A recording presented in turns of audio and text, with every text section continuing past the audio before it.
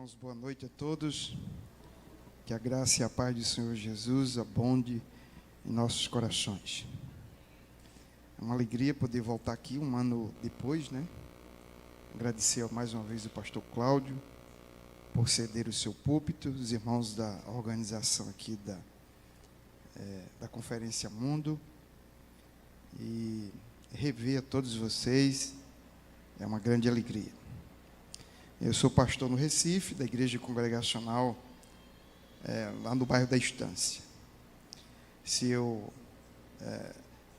tossir aqui ou faltar voz, os irmãos me perdoem aqui. Na semana passada, eu viajei para o interior do Rio Grande do Norte, pregando lá 3 dias seguidos, e voltei com uma gripe.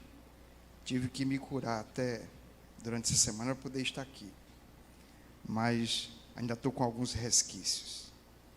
Então, eu quero convidar você para abrir sua Bíblia na primeira carta de Pedro, capítulo de número 2.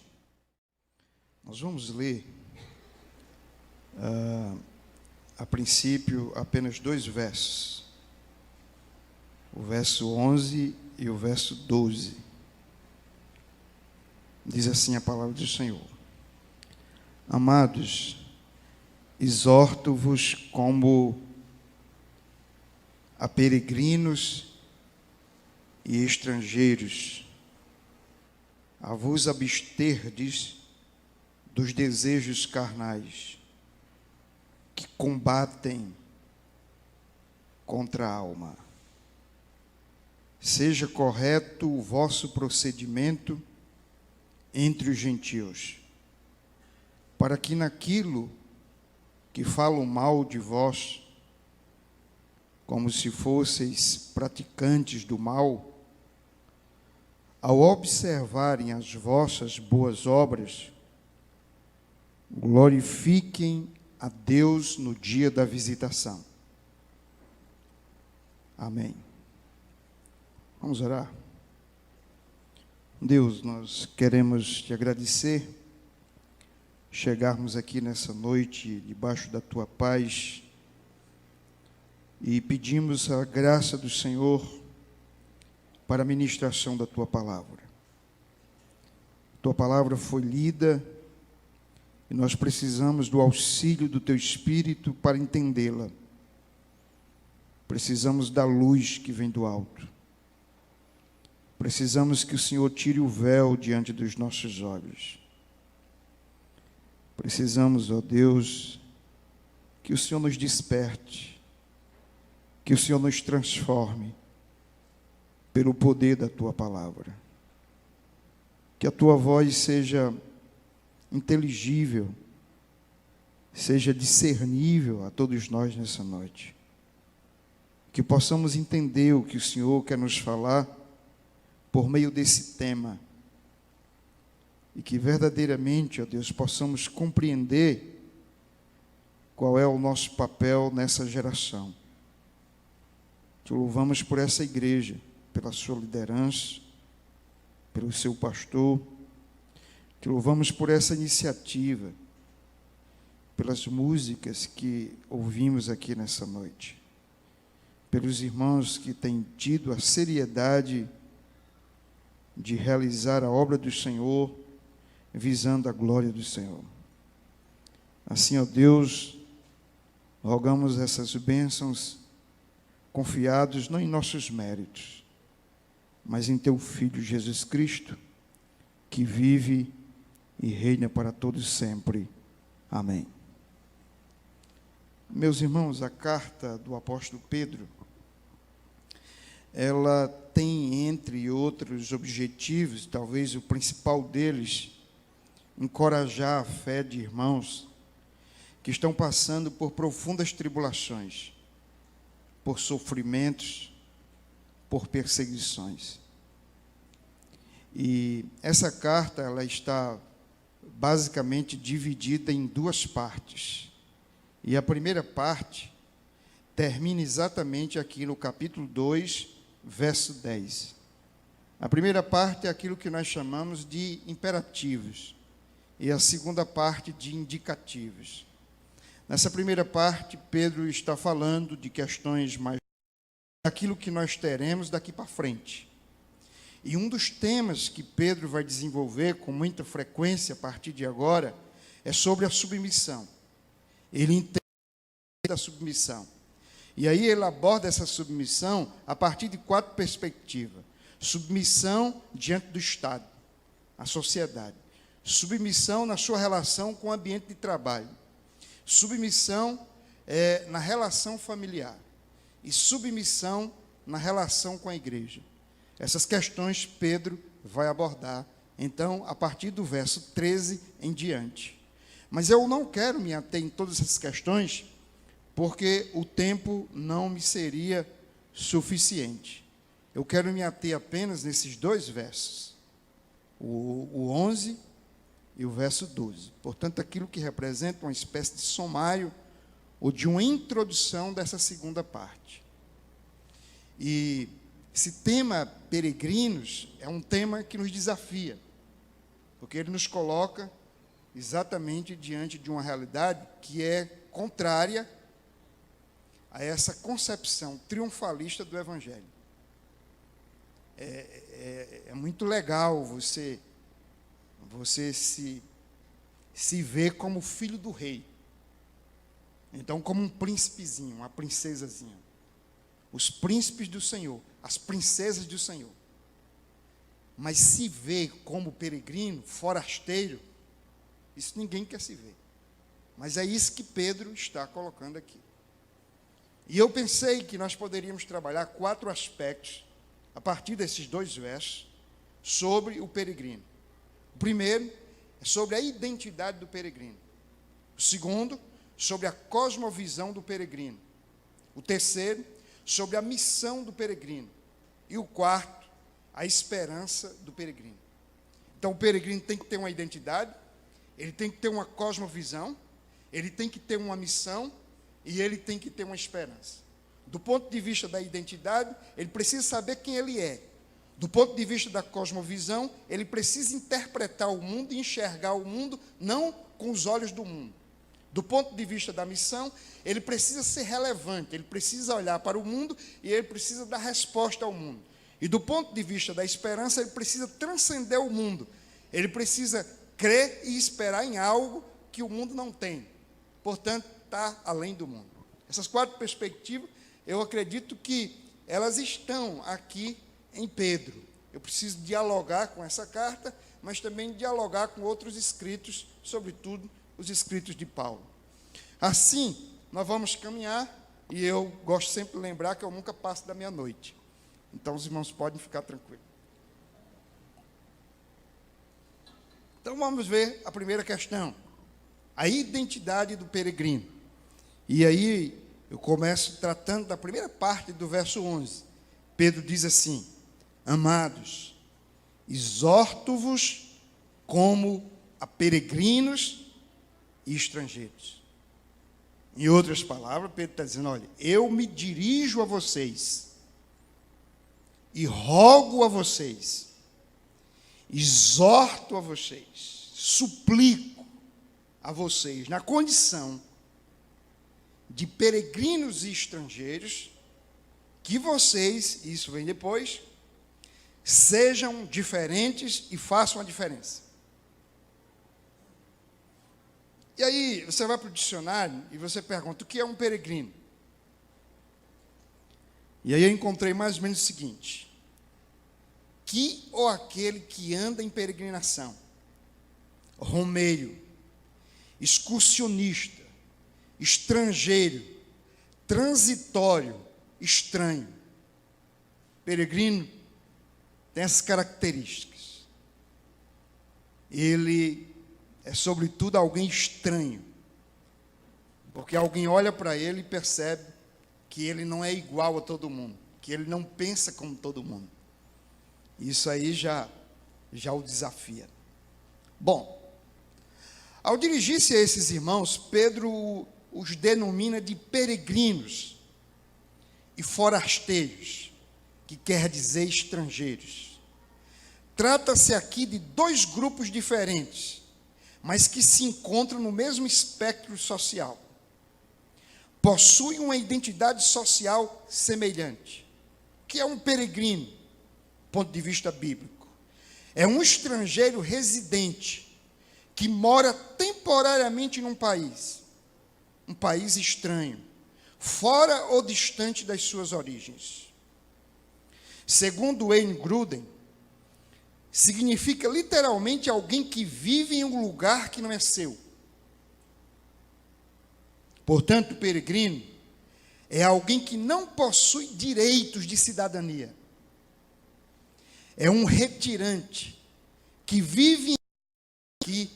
Talvez a ideia para a gente entender a diferença entre o peregrino e o forasteiro ou o estrangeiro é que o peregrino é um estranho de uma outra terra que está ali por algum tempo, mas que é residente. Ele tem uma casa, ele pode ter um emprego, ele pode ter casado com alguém daquele lugar, ele gerou filhos ali, mas aquela não é a terra dele, ele não tem todos os direitos de cidadania como os cidadãos comuns têm naquele lugar. E o estrangeiro ou o forasteiro? Ele seria talvez o que nós chamaríamos hoje de turista. Ele literalmente está só visitando. Ele vai embora. Então, se você pensar no cristão como um peregrino, é alguém que está residindo aqui, mas sua casa não é aqui. E o seu direito de cidadania não é aqui, porque ele é um cidadão do céu. Se você pensar no cristão como um forasteiro, um estrangeiro, conforme a linguagem de Paulo, que Pedro está usando aqui, então quem é esse peregrino ou quem é esse estrangeiro? Apenas alguém que está em visita a essa terra. Nós não viemos aqui para ficar. Nós estamos passando uma temporada daqui. E isso significa que nós não podemos criar muitos laços com essa terra, porque nós temos uma outra pátria. Portanto, a expressão peregrina era usada por Pedro logo no início dessa carta.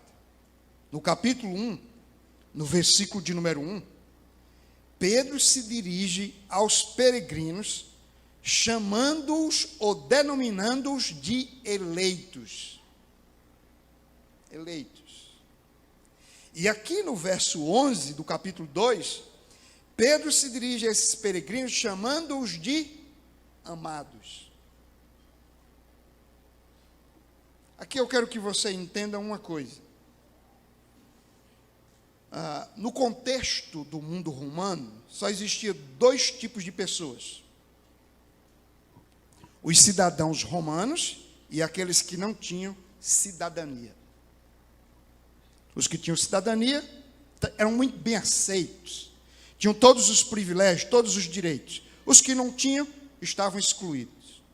Na perspectiva de Pedro, que não é uma perspectiva social, mas uma perspectiva de fé, só existem dois tipos de pessoas. Quem são eles? Os cristãos e os não cristãos. Que aqui ele chama de gentios, que são todos aqueles que não creem em Deus e que, portanto, não estão em aliança com o Senhor. Pedro olha e diz o seguinte: vocês têm um grande desafio, porque os não cristãos são aqueles que têm cidadania aqui, têm direitos, e vocês são os não cristãos, são os peregrinos, portanto vocês não têm cidadania. Mas em contrapartida, vocês precisam ter consciência da identidade de vocês. E qual é a identidade? Passa por dois aspectos. Primeiro, vocês são eleitos de Deus. Segundo, vocês são amados de Deus. E é isso que ele está dizendo no verso 1.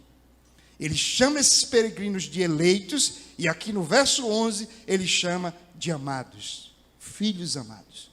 Portanto, isso é mais ou menos como Pedro dissesse: olha, não se sintam inferiores, complexados, derrotados, fracassados, porque vocês não têm todos os privilégios que o mundo experimenta. Privilégios entre aspas, privilégio para eles, e sobretudo naquele mundo da época em que Pedro está escrevendo.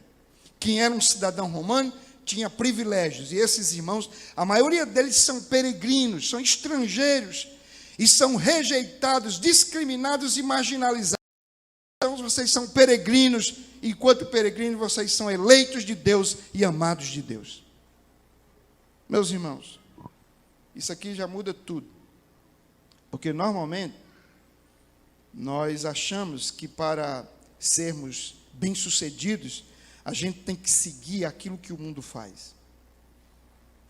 Tem que rezar de acordo com a cartilha deles. Tem que adotar a cultura desse mundo. E Pedro está dizendo aqui que nós deveríamos nos contentarmos em sabermos que Deus nos elegeu e que Deus nos ama. E que, portanto, Ele reservou para nós uma outra cidadania e uma outra pátria. E isso não pode ser comparado a nada que esse mundo venha nos oferecer. Com essa consciência, isso significa dizer que nós estamos dispostos a viver como peregrinos nessa terra. Porque, qual é o nosso problema? O nosso problema é que às vezes a gente se converte ao Evangelho e em seguida nós sabemos de antemão que temos uma outra cidadania. Mas, de alguma maneira, a gente quer viver uma dupla cidadania. Não é isso? Qual é o problema de uma dupla cidadania? É que numa dupla cidadania, você não pode, você vai ter que escolher. Você, não, por exemplo, não pode participar dos dois exércitos. Imagine que aquelas duas nações vão entrar em guerra. Você vai ter que optar. Se você tem dupla cidadania, Brasil entra em guerra, escolher. Tem um momento na nossa caminhada que a gente tem que escolher qual é a nossa cidadania. Se é da terra ou se é do céu. Sabe por quê? Porque a cidadania tem muito a ver com valor, uma ruptura com todo aquele contexto de sociedade. E, consequentemente, com a nossa cidadania antiga. E é viver a nova cidadania. E parece que é exatamente isso que está acontecendo aqui no capítulo 4, versos 3 e 4. Observe aí. Eles, embriaguez, orgias, bebedeiras, idolatrias repulsivas. Olha o que Pedro está dizendo. De acordo com a cidadania que vocês tinham anteriormente, vocês viviam nessas coisas. Olha o resultado no verso 4. 4 e 4. Eles acham estranho que não vos ajuntais a eles na mesma carreira desenfreada de licenciosidade e vos difamam. Anterior. E é nesse sentido que você é um estranho, apesar de estar na sua própria terra. É nesse sentido que você se torna esquisito aos olhos do mundo. E eu devo dizer que nos dias de hoje isso não acontece com muita frequência.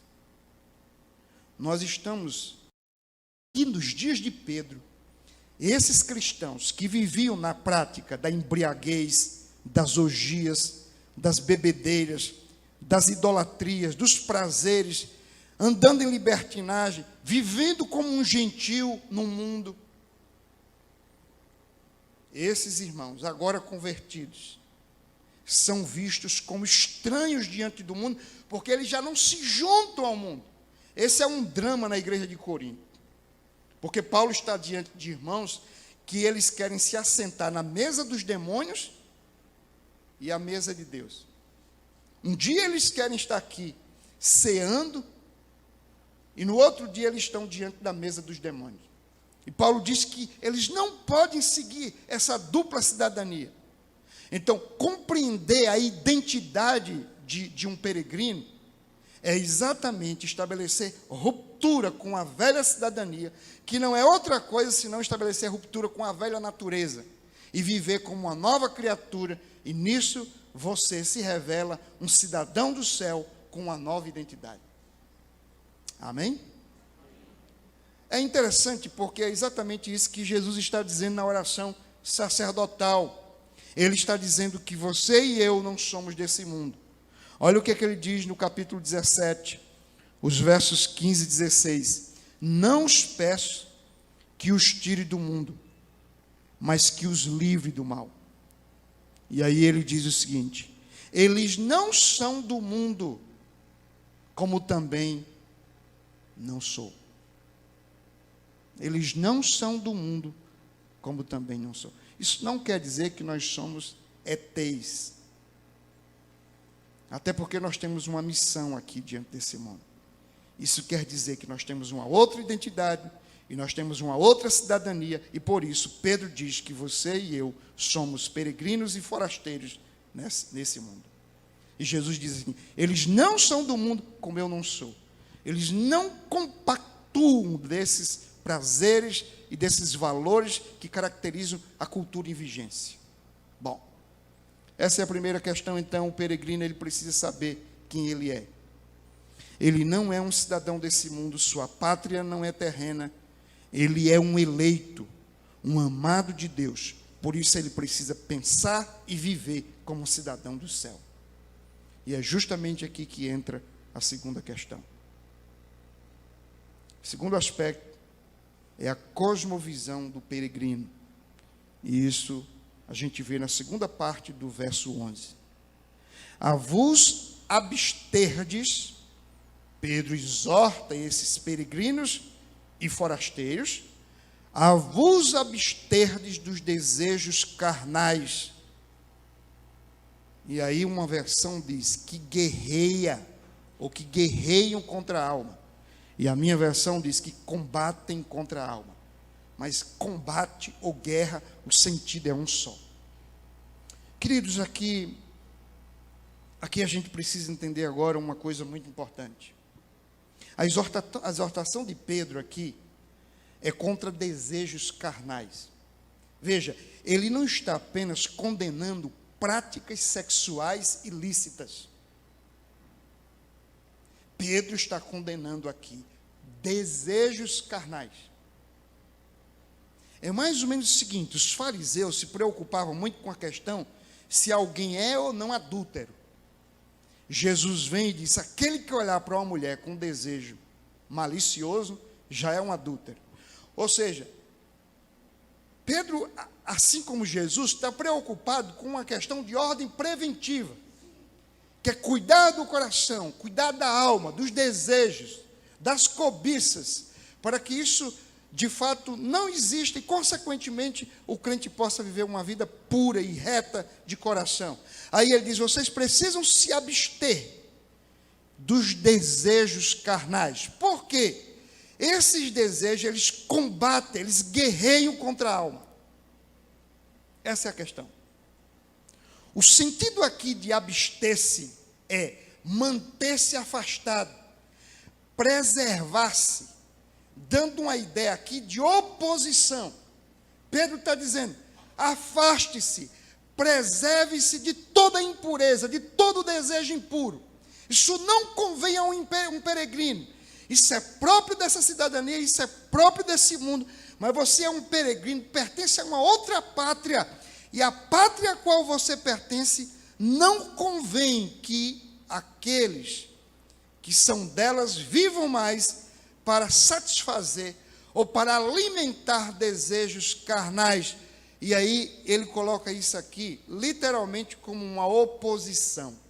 Ou seja, a ideia é: ou você está em oposição contra os desejos carnais, ou você está alimentando-os, ou você está aliando-se a eles. Perceba que Pedro aqui, ele personifica, ou ele pessoaliza esses desejos carnais. Ele diz: olha, eles, os desejos carnais, eles guerreiam contra você. E você não pode ficar passivo, indiferente. Caso contrário, sua alma será afetada, porque os desejos carnais têm como alvo destruir sua alma, destruir sua integridade moral e espiritual. E você então deve se manter afastado. Você deve preservar-se de. Meus irmãos, a advertência de Pedro então é que esses desejos, eles guerreiam contra a sua alma. A ideia aqui é de um soldado em serviço. Pedro personifica, como eu disse, os desejos da carne como se fossem soldados guerreando contra a nossa alma. E aí? Qual é a ideia aqui? É que você está numa guerra. O peregrino é alguém que está em guerra. E aqui você deve perguntar, guerreando contra quem? Contra si mesmo. O maior inimigo do peregrino é ele mesmo. Porque é o inimigo interior. Veja, eu tenho que lutar contra os meus desejos. Os meus desejos são meus. Os meus desejos não é uma entidade extra. Não é um encosto. Os meus desejos sou eu. Eles emanam de mim. De modo que Pedro está dizendo que é preciso estabelecer aqui uma guerra. E a ideia de guerra aqui é de uma companhia militar. Portanto, seus desejos constituem uma companhia militar. Soldados lutando contra você para destruir sua alma. E a ideia então é de uma batalha sem trégua, em que não é permitido a você nem a mim baixar a guarda. Isso me fez lembrar do capítulo 4 de Neemias, em que os caras estão trabalhando e eles têm uma ferramenta numa mão e tem uma espada na outra. Eles de dia são trabalhadores, à noite eles são vigilantes.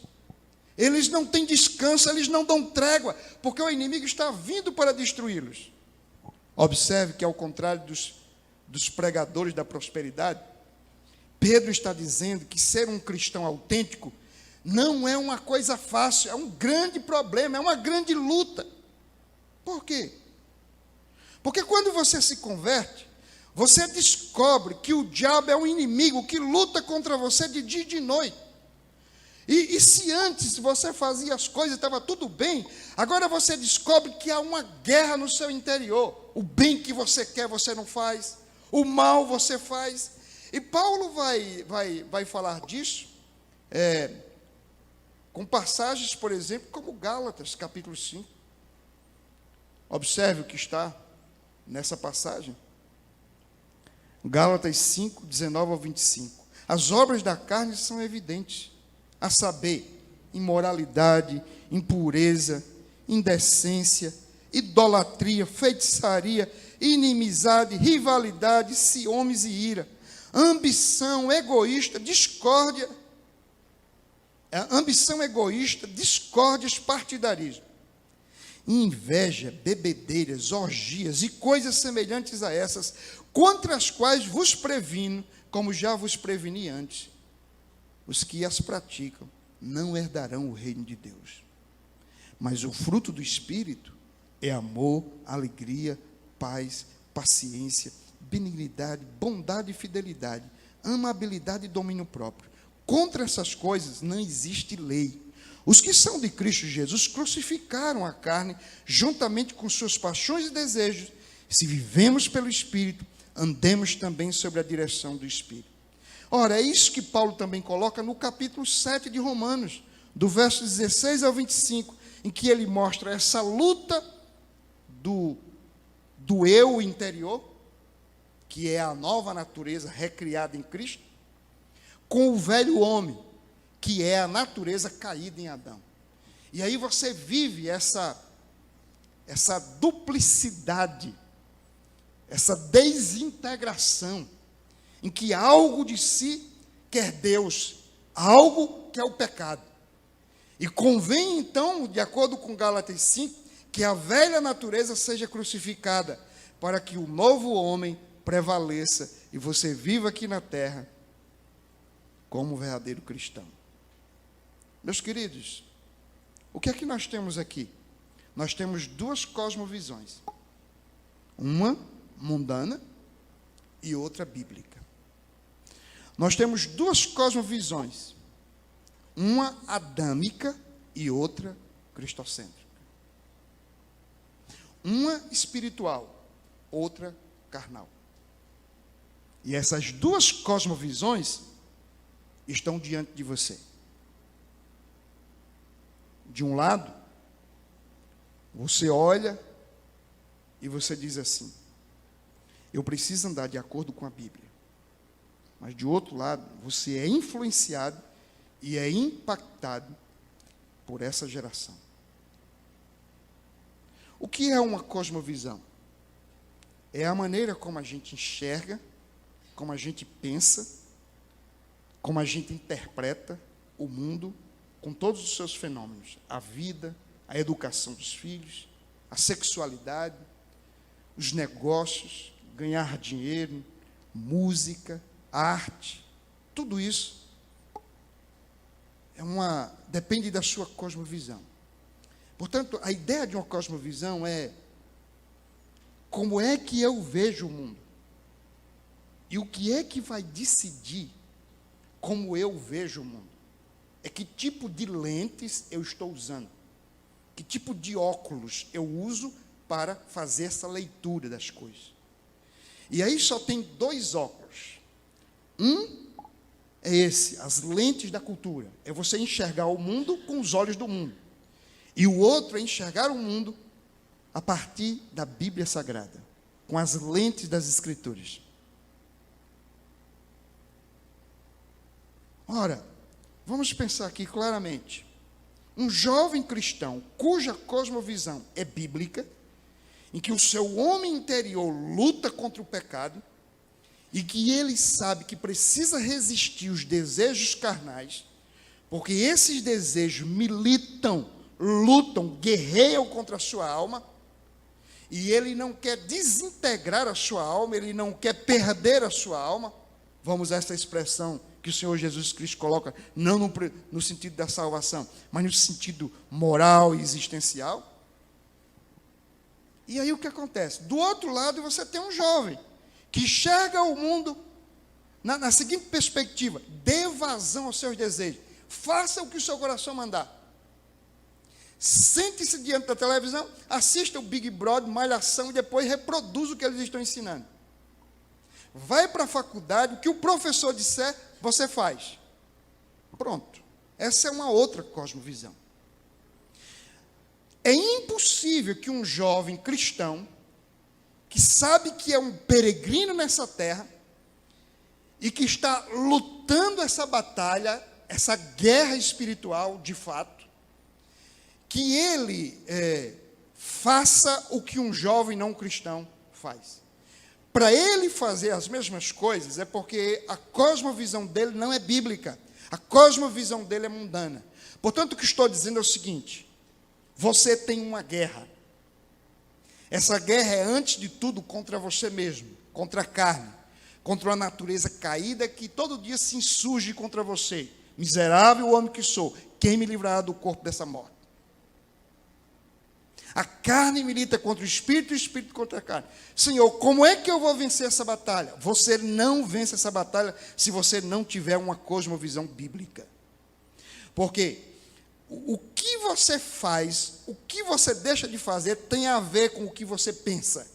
E o que você pensa tem a ver com uma formação de conteúdo. Olha o que Paulo diz: rogo-vos pelas compaixões de Deus, que não vos conformeis com este século, mas transformai-vos pela renovação da vossa mente.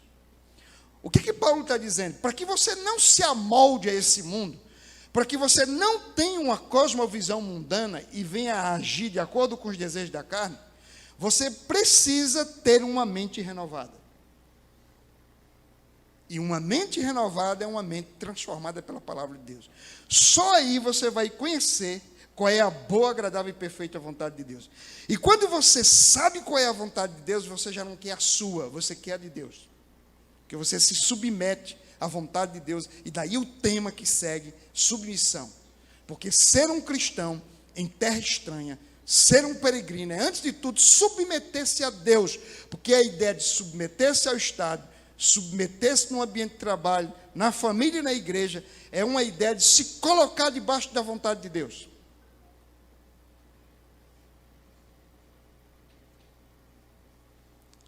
O que estou dizendo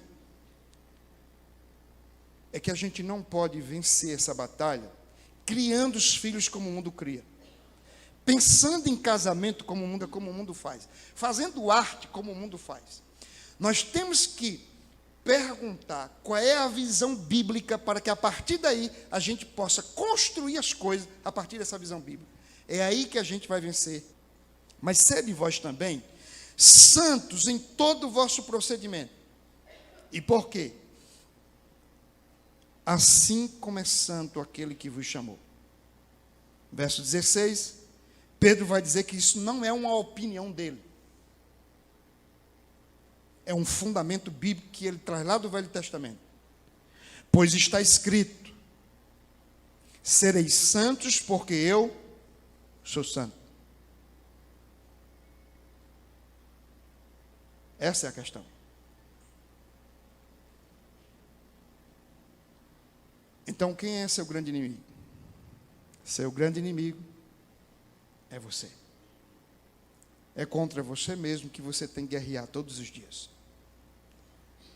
O pregador D.L. Moody disse: tenho mais dificuldades com D.L. Moody do que com qualquer outra pessoa que eu conheça. É um inimigo íntimo contra o qual você tem que lutar todos os dias. Então, meus irmãos, o peregrino não é daqui. Ele possui uma outra pátria. Por isso, ele deve adotar uma outra cosmovisão, uma outra maneira de pensar e de viver a vida nesse mundo. E aí, o verso 17 do capítulo 1, Pedro diz: e andai com temor durante o tempo da vossa peregrinação, se chamais de Pai aquele que julga segundo as obras de cada um, sem discriminação de pessoas. Pedro está dizendo: no tempo da vossa peregrinação, você que é peregrino, ande em temor.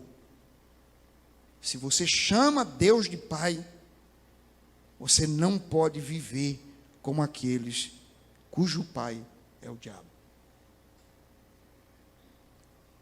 Terceiro lugar, a missão do peregrino. Isso vai aparecer agora no verso 12. Olha o que Pedro vai dizer: seja correto o vosso procedimento entre os gentios.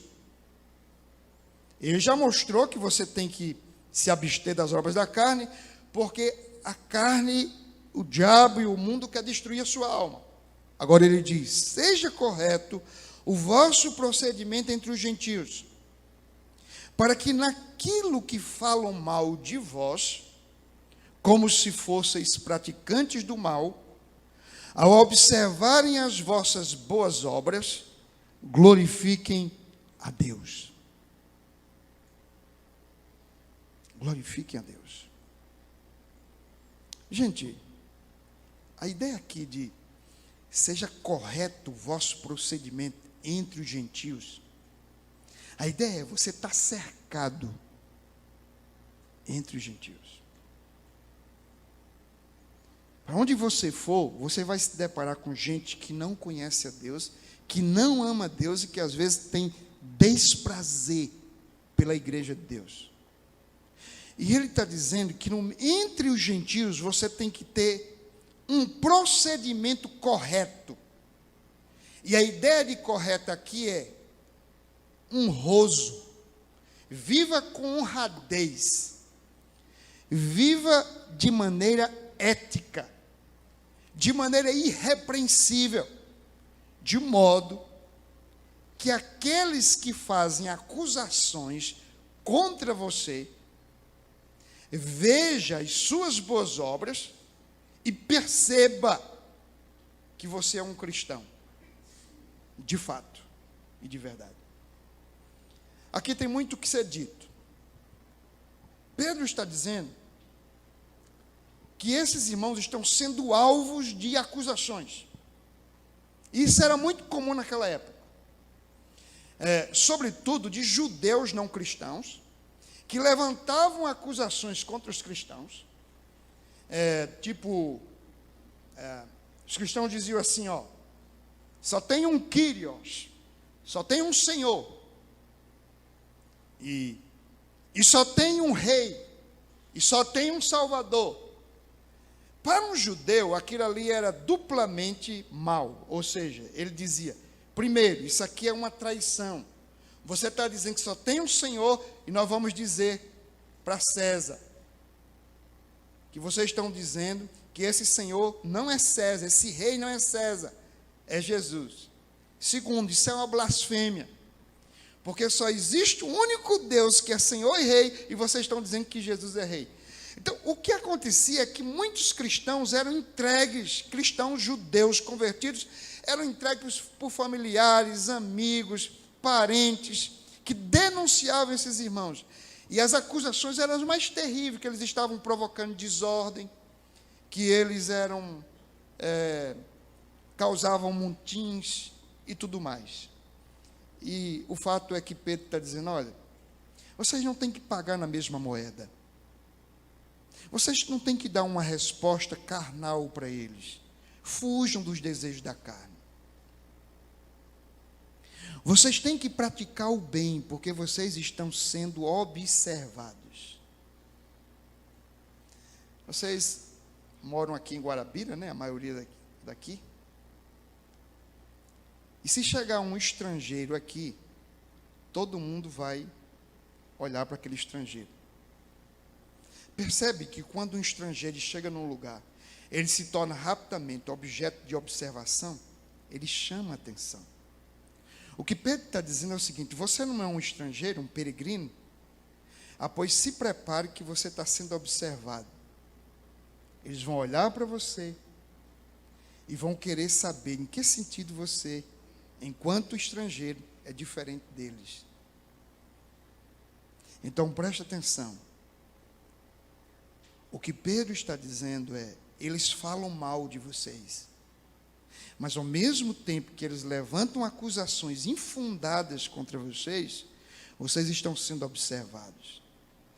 E há um impacto extraordinário na vida e no testemunho de vocês. Quando vocês praticam boas obras, eles veem essas boas obras. E é possível que a partir daí, eles se convertam e glorifiquem a Deus quando Deus os visitar. A ideia aqui é muito aquela da igreja primitiva em Atos 2, que diz que a igreja vivia um padrão extraordinário, a igreja ia caindo na graça de toda a comunidade, e Deus ia acrescentando aqueles que haviam de ser salvos. Aqui está a missão da igreja. É uma missão em que a igreja prega com palavras, mas a igreja legitima sua pregação com suas boas obras. Pedro está dizendo que isso tem um efeito extraordinário. A expectativa de Pedro é que, é mais ou menos o seguinte, vocês vão virar o jogo. Aqueles que são contra vocês, vão se aliar a vocês, quando perceberem as boas obras. Eu estava lendo sobre algo que aconteceu em 1806, em Nova York. Houve um encontro de guerreiros, de líderes, de indígenas. E os cristãos foram pregar para eles. E eles disseram, olha, lá próximo das nossas tribos, vocês estão pregando para os brancos. O que é que a gente vai fazer? A gente vai olhar para a vida dos brancos. Se eles mudarem, a gente vai querer o Deus de vocês. O grande espírito, eles chamavam. Então, o que é que eles estão dizendo? A gente vai observar as obras daqueles que se converteram a esse Deus. Se houver boas obras de fato, nós vamos glorificar esse Deus que vocês estão pregando. Isso está onde? Isso também está em Mateus 5, verso 16.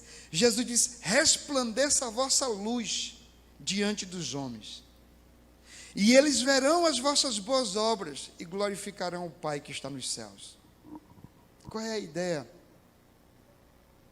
Os homens vão olhar para a nossa luz, e por isso nós temos que brilhar. E aí eles vão ver as nossas boas obras, e eles vão glorificar o Pai que está nos céus. Em 1 Pedro, capítulo de número 2, o versículo de número 15, nesse mesmo capítulo, Pedro diz assim: pois a vontade de Deus é que, fazendo o bem, caleis a ignorância dos insensatos. Olha como é que Pedro propõe que você vai frear o mal. É praticando o bem. A gente está vivendo uma época em que os cristãos são extremamente desaforados. Eles estão brigando em toda parte, contendendo na internet, cheio de direitos e de verdade, e que o comportamento é igual a qualquer outro, em termos de um comportamento odioso, competitivo. Pedro está dizendo aqui no verso 15, vocês vão virar o jogo, fazendo o bem. É assim que vocês vão calar aqueles ignorantes insensatos que levantam calúnia contra vocês. E aí ele coloca aqui o seguinte, verso 21, mais adiante: para isso fostes chamados, pois Cristo também sofreu por vós, deixando-vos exemplo para que sigais os seus passos. O verso 22, ele não cometeu pecado, nem engano algum foi achado na sua boca. Verso 23, ao ser insultado, não retribuiu insulto. Quando sofria, não ameaçava, mas entregava-se àquele que julga com justiça. Qual é o exemplo? Veja que Pedro propõe aqui um modelo que basicamente está revelado e personificado em Jesus Cristo. É como se Pedro dissesse: olha, vocês têm que pagar o mal com o bem. E com quem vocês podem aprender isso? Com Jesus Cristo. Ele não tinha pecado, ele não tinha nenhum tipo de impureza, mas, no entanto, ele foi insultado, ele foi perseguido, mas ele não revidou em nenhum momento. Em 1 Pedro, capítulo 3, verso 15 e 16, nós encontramos o seguinte: qual é a atitude do crente no cumprimento da sua missão diante desse mundo? Ele diz: antes, reverenciai a Cristo como Senhor no coração. Estais sempre preparado para responder a todos que vos pedir a razão da esperança que há em vós. Mas fazei isso com mansidão e temor, tendo boa consciência, para que os que caluniam o vosso bom procedimento em Cristo fiquem envergonhados naquilo que falam mal de vós. Pedro diz: olha, vocês estejam preparados para dar resposta sobre a razão da sua fé. A ideia aqui é a seguinte: às vezes a gente pensa que a ideia é só intelectual. Olha, você tem que ter muita doutrina, muita teologia, para que quando alguém tiver alguma dúvida sobre a Bíblia, você responda. Não é exatamente isso. Isso é importante. Mas o que Pedro está dizendo aqui é o seguinte: olha, alguém vai olhar para você, você está respondendo o mal com o bem. Você está pagando o mal com o bem. E alguém vai perguntar: como é que você está fazendo isso? E você vai explicar por quê. E o que é que você vai dizer? Eu estou reproduzindo o modelo de Cristo. Eu estou reproduzindo o exemplo de Cristo. Então você está justificando ou explicando a razão do seu comportamento como peregrino nesse mundo ser diferente dos demais. É porque você imita Cristo e você reproduz Cristo. Ora, na prática, depois de Pedro colocar essa questão do exemplo de Cristo e dizer como é que você tem que responder às pessoas com mansidão, com alegria, com amor, ele dá um exemplo agora, prático. Ao 1 Pedro 3, versos 1 e 2. Mulheres, do mesmo modo, cada uma de vós seja submissa ao marido, para que também, se alguns deles não obedecem à palavra, sejam ganhos sem palavra alguma pela conduta de sua mulher. Verso 2, a observarem a vossa conduta pura em temor. O contexto aqui é o seguinte: muitas dessas mulheres, o marido não era crente, eram maridos pagãos, ímpios, e elas sofriam muito com o comportamento deles. E como é que Pedro instrui essas mulheres crentes a cumprirem a sua missão de peregrinos aqui na terra e alcançarem esses maridos? Disse, mulher, olha, vocês necessariamente não têm que pregar. Vocês simplesmente vivam em temor, em obediência. Vocês vivam uma conduta irrepreensível. E os seus maridos, ao observarem a vossa conduta pura em temor, eles se converterão. Pedro tem essa expectativa de que essas mulheres vão ganhar os maridos, às vezes sem palavras, mas pelo modelo, pelo exemplo. Conta-se uma história muito semelhante a essa aqui, de uma mulher que ela sempre reclamava e dizia, pastor, meu marido nunca se converte. Eu já orei, já jejuei, já tentei trazê-lo aqui, prego para ele todo dia, mas ele não se converte. O pastor descobriu que aquela mulher era hipertemperamental. Normalmente ela perdia o controle com o marido. E então o pastor aconselhou ela a parar de pregar para o marido, mas a começar a viver o evangelho.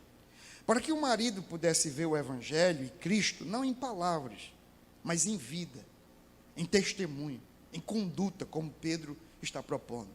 E um dia o marido vinha trazendo umas sacolas, e tinha uma mesinha bem no centro da sala, que tinha lá um jarro muito bonito, e a sacola com a mercadoria, bate no jarro, o jarro se despedaça. E ela, que já vinha apresentando algumas mudanças, naquela hora o marido soltou ainda assim as duas sacolas e colocou as mãos nos ouvidos, porque sabia que a mulher ia berrar dentro de casa. E ela disse, não se preocupe. Ela começou a juntar os fragmentos. E o marido ficou de boquinha aberta ali, feito um bobo, sem entender o que estava acontecendo. E dias depois ele foi na igreja e procurou o pastor.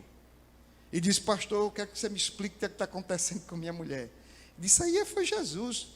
Ele disse, se Jesus mudou aquela mulher, então eu quero esse Jesus no meu coração. A mulher deveria ser alguma coisa aí que vocês não queiram saber. Está entendendo? Mas o fato é isso aí. É que tem muita gente que acha que vai ganhar o outro numa disputa teológica, que vai ganhar o outro numa disputa ideológica, que hoje é muito comum, ideológica do ponto de vista político, e amor, mansidão, graça, respeito, honradez, conduta, comportamento, temor, integridade nos negócios, integridade no casamento, na vida sexual, no namoro, na linguagem, nos relacionamentos. Isso as pessoas não querem evidenciar. Pedro está dizendo que a missão do peregrino aqui é viver o evangelho na íntegra. A ideia você é um outdoor. Você está publicizando a sua fé. Deus está sendo revelado atrás de você, ou Deus está sendo blasfemado. As pessoas vão ter mais interesse pela igreja, ou vão ter mais antipatia pela igreja, dependendo do testemunho e da presença dos crentes na comunidade. Então, a missão do peregrino é viver o evangelho de modo tal que a resposta que ele dá à sua geração é uma resposta bíblica, é uma resposta que revela Cristo, que encarna o modelo e o exemplo de Cristo, em que o evangelho, independente de ser falado, ele é encarnado, porque o Cristo que se fez carne, agora precisa se tornar carne da nossa carne, precisa se tornar vida da nossa vida. E essa encarnação do evangelho, essa praticidade do evangelho, isso é o que muda a nossa geração. Do contrário, nós não temos muita expectativa de que o mundo vai querer ouvir uma igreja que não pratica o evangelho. E aqui, em 1 Pedro, capítulo 2, verso 9, ele diz assim, mas vós sois geração eleita, sacerdócio real, nação santa. A identidade do peregrino. Geração eleita, sacerdócio real, nação santa, aquilo que eu falei, eleitos de Deus. Agora, povo de propriedade exclusiva de Deus. Para quê? Olha a missão do peregrino. Para que anuncieis as grandezas daquele que vos chamou das trevas para a sua maravilhosa luz. Nós fomos chamados para anunciar essas verdades, mas convém que nós possamos evidenciá-las no nosso viver. Quarta e última questão, a esperança do peregrino. O peregrino tem uma identidade, o peregrino tem uma cosmovisão, o peregrino tem uma esperança, tem uma missão e tem uma esperança. E qual é a esperança? No finalzinho, Pedro vai dizer uma coisa nesse verso 12. Ele diz, para que eles glorifiquem a Deus no dia da visitação. Dia da visitação. Aqui tem uma certa celeuma entre os comentadores bíblicos. Porque, basicamente, a ideia aqui é o seguinte: seria o dia da visitação ou o dia de visitação. Wayne Grudem, no seu comentário sobre Pedro, ele diz que aqui não tem o artigo definido. Então, a ideia não seria o dia da visitação, como está traduzido na maioria das Bíblias. Seria o dia de visitação. A ideia é o seguinte: Deus está sempre visitando. Um dia Ele visitou você e você foi salvo. Um dia Deus visitou você e você foi salvo. Um dia Ele me visitou e eu fui salvo. A ideia é que você vai viver o Evangelho, você vai proclamar o Evangelho nessa cultura, e Deus vai fazendo visitações aqui e ali. E quando Deus visita, aquele que era do contra passa a glorificar a Deus. E Deus quer usar a sua vida como agente da sua providência, como agente de proclamação e de vivência do Evangelho, para que Deus seja glorificado. Então, eu fico muito com essa visão do Grudem. Por quê? Porque a ideia do dia da visitação, aponta para o dia do juízo final, em que os pecadores vão glorificar a Deus, não nessa perspectiva da salvação, mas naquela perspectiva de Filipenses 2. Todo joelho vai se dobrar e toda língua vai confessar que Jesus é o Senhor, para a glória de Deus Pai. Isso sim vai acontecer. Mas Pedro está dizendo, do ponto de vista da missão, que enquanto nós estamos vivendo o Evangelho aqui, Deus vai visitando pessoas, Deus vai fazendo visitações, e Ele vai alcançando. Aqui, precisamos entender então o sentido da palavra visitação. A palavra visitação, no Velho Testamento, ela tem dois sentidos. É que Deus vai visitar, seja para salvar, seja para condenar. É muito comum, por exemplo, que nos dias de Amós, o povo esteja dizendo, o dia do Senhor está perto, o dia do Senhor está perto, ou seja, o dia da visitação. E Amós vai dizer, olha, vocês estão com uma expectativa falsa. O dia da visitação de Deus para vocês não vai ser de luz, vai ser de trevas. O povo estava vivendo em pecado. E estava dizendo, Deus está vindo, Deus está vindo. Aí Amós está dizendo, cuidado, porque vocês estão aí na esperança de que Deus visite, mas do jeito que vocês estão esperando Deus, essa visitação será de condenação, de juízo e não de salvação. Mas o fato é claro, é um só, é que a visitação de Deus poderá ser tanto uma visitação para o bem, como para o mal. Para o mal quer dizer, a nossa perspectiva, será tanto de justiça, quanto de graça, tanto para julgar como para salvar. Isso depende do contexto e da oportunidade. Por exemplo, o dia da visitação de Deus, o dia final, será o dia da consumação da sua salvação, e será um dia de choro e de ranger de dentes para o ímpio. Agora, é muito interessante, porque a ideia da palavra visitação, ela vem do grego. Era mais ou menos o seguinte, uma companhia de soldados ficava lá no batalhão, lá, se preparando para a guerra. E de surpresa, o general vinha visitar. E então ele dizia, olha, está aprovado para a guerra. Ou ele dizia, está reprovado. Então a ideia da visitação é o general visitando suas tropas e dizendo se essas tropas estão preparadas ou não. Pedro está dizendo que Deus vai fazer sua visitação. A pergunta é, você está pronto ou não. Agora, preste atenção a outra coisa. A raiz da palavra visitação é a mesma raiz da palavra bispo. Quem podia imaginar? Visitação, bispo. Por quê? Porque a ideia da palavra bispo na Bíblia é de alguém que está visitando o rebanho. E, portanto, o que Pedro está dizendo aqui é que o bispo das nossas almas vai nos visitar.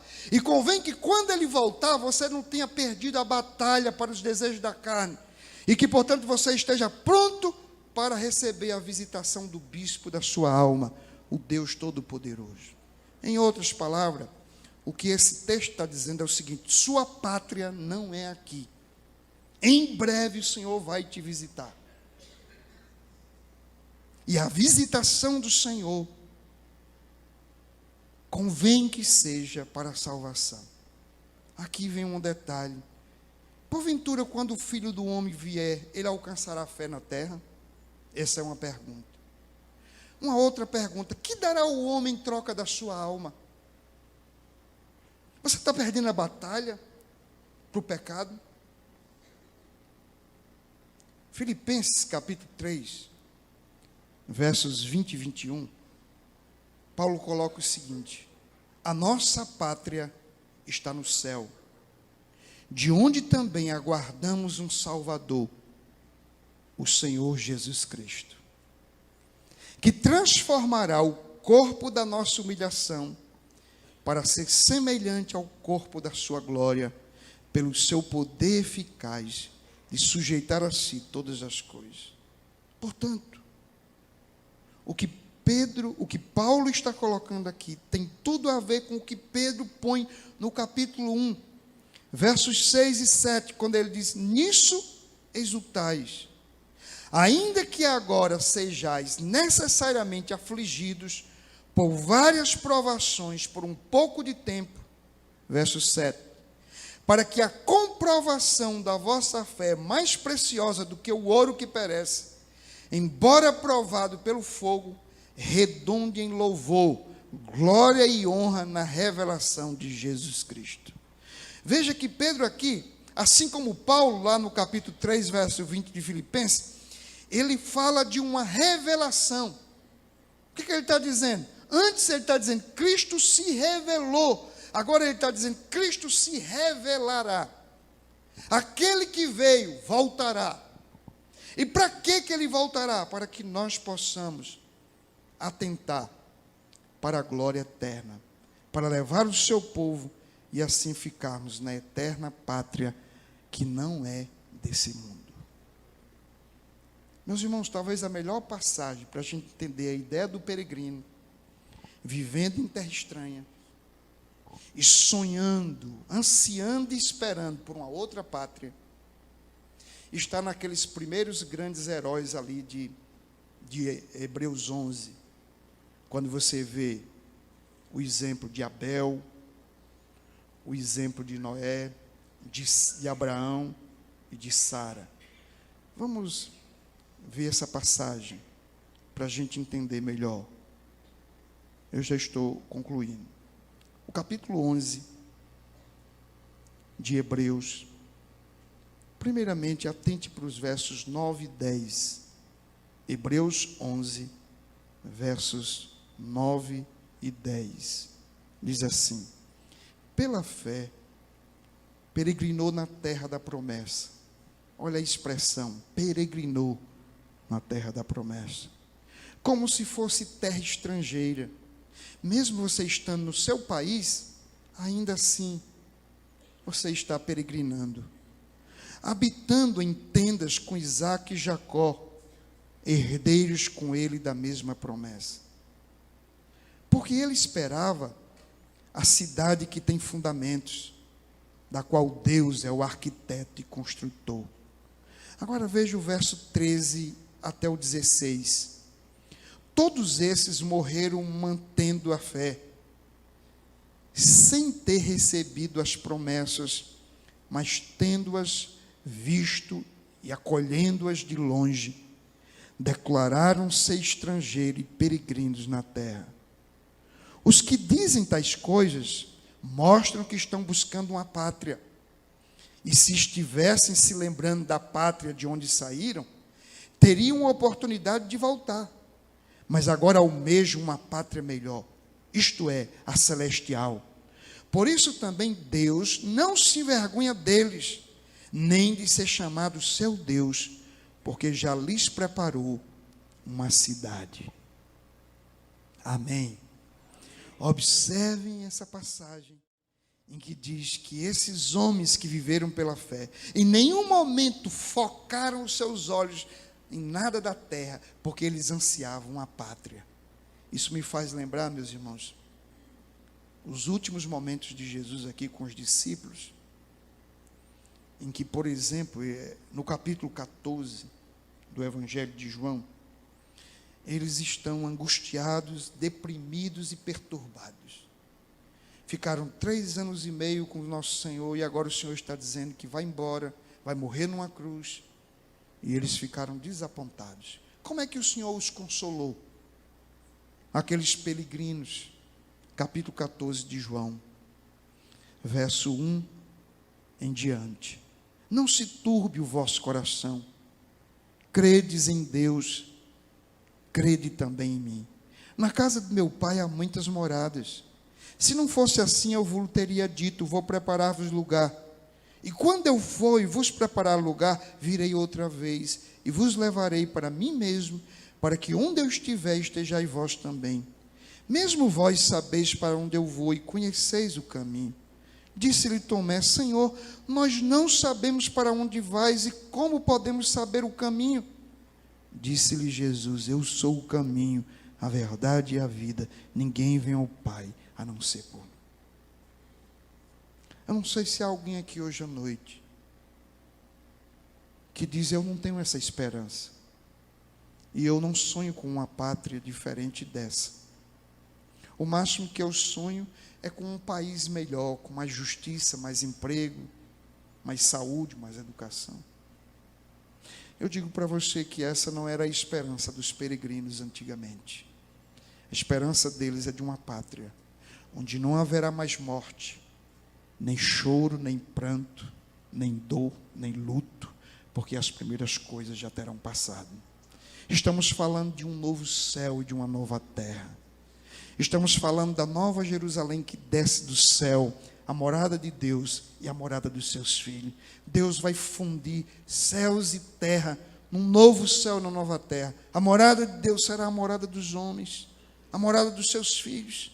Nós ansiamos por isso, esperamos isso, porque não haverá mais corrupção, não haverá injustiça, não haverá nada. Quando João tem a visão dessa cidade, ele que também contemplou o caos da Babilônia, um sistema político, religioso, cultural e social, absolutamente corrompido, desintegrado, fragmentado, sob todos os aspectos, e ele vê o novo céu e a nova terra, a glória do Senhor, pairando sobre aquele lugar.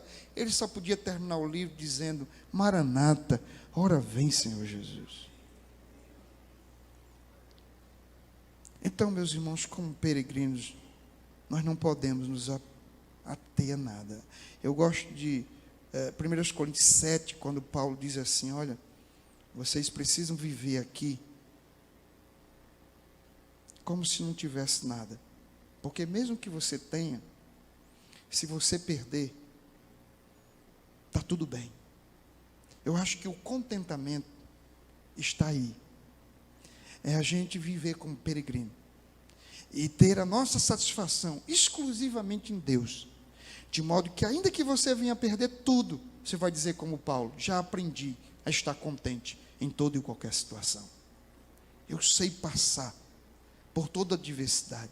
Sei viver em abundância. Sei viver em escassez. Tudo posso naquele que me fortalece. Que nós possamos entender que como peregrino, nós precisamos ter uma bússola para nos guiar nessas terras estranhas. E essa bússola é a palavra de Deus. Tua palavra é a lâmpada para os meus pés e luz para o meu caminho. No Salmo 119, o versículo 19, O salmista diz: sou peregrino na terra, não esconda de mim os teus mandamentos. Não esconda de mim essa bússola, porque ela é lâmpada para os meus pés e luz para o meu caminho. E é por isso que em Efésios capítulo 2, verso 12, Paulo diz assim: estavas naquele tempo sem Cristo, separados da comunidade de Israel, estranhos às alianças da promessa, sem esperança e sem Deus no mundo. Radicalmente, o contrário disso, Paulo vai dizer o seguinte no verso 19: assim, não sois mais estrangeiros, nem imigrantes, pelo contrário, sois concidadãos dos santos e membros da família de Deus. É interessante alguns termos na Bíblia, porque se você não entender o contexto, você vai fazer uma grande confusão.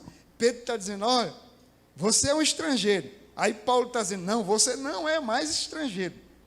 Esse contexto é totalmente diferente. Porque lá Pedro está dizendo: em relação a esse mundo, você é um estrangeiro. Em relação ao céu, você é um cidadão do reino. Aí Paulo está dizendo: olha, em relação ao Israel espiritual, você, gentil, era um estrangeiro, um imigrante, totalmente separado da nação de Deus. Mas agora, em Cristo Jesus, os que estavam longe, agora estão perto. O Senhor quebrou a parede da separação. E você não é mais um forasteiro, um imigrante. Você é um cidadão do céu. Portanto, o peregrino na terra é alguém que já foi introduzido na família de Deus, faz parte de uma nação gloriosa e não é mais peregrino em relação à família de Deus. É peregrino em relação ao mundo, mas é cidadão em relação à família de Deus. Que possamos viver assim, para a glória de Deus.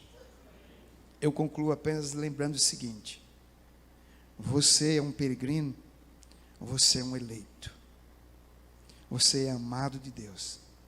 Faça valer sua identidade, não negocie isso, e não considere isso negociável. Isso não tem preço. Você é um eleito, você é um amado de Deus. Segundo, você é um peregrino mais do que vencedor. Você está numa guerra, a guerra é ferrenha, há um embate, tudo isso conspira contra a sua alma. Mas lembre-se, em Cristo Jesus, você já obteve a vitória, porque a sua vitória foi conquistada por Cristo. Terceiro, você é um peregrino em missão. Você não tem o direito de ficar alheio, indiferente a esse mundo. Você tem uma missão. Você é sal da terra, você é luz do mundo, você está sendo observado, e o seu testemunho, a sua pregação, é um instrumento da providência de Deus para alcançar pecadores nessa cidade e nesse país. E quarto, você é um peregrino, mas você tem uma cidadania celestial. Viva na terra, não como alguém que simplesmente pertence a esse mundo, mas como alguém que espera, que caminha para uma pátria gloriosa. Que Deus nos abençoe. Muito obrigado.